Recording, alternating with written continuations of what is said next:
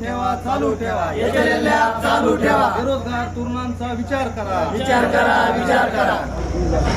आज आम्ही महाराष्ट्र नवनिर्माण सेनेतर्फे जे HLL कंपनीमध्ये जे काम करणारे जे आमचे युवक बांधव आहेत यांच्यासाठी आम्ही तहसीलदारांना निवेदन दिलेलं आहे.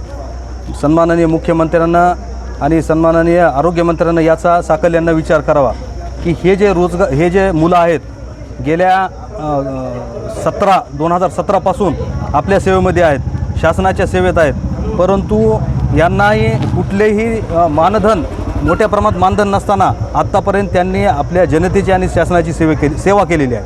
मुख्यमंत्री साहेब, तुम्ही आम्हाला मोठमोठाले रोजगाराचे आश्वासन देतात, परंतु आजच तुम्ही 6000 बेरोजगार या महाराष्ट्रामध्ये तयार करत आहात. हे बेरोजगार कुठे जाणार पुन्हा?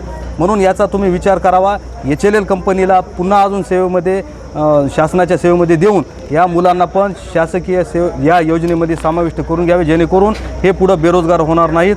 आणि जर तुम्ही तुमच्याच शासनामध्ये यांना जर बेरोजगार करत असाल तर महाराष्ट्र नवनिर्माण सेना यापुढे रस्त्यावर उतरल्याशिवाय राहणार नाही. याची आपण कृपया दखल घ्यावी.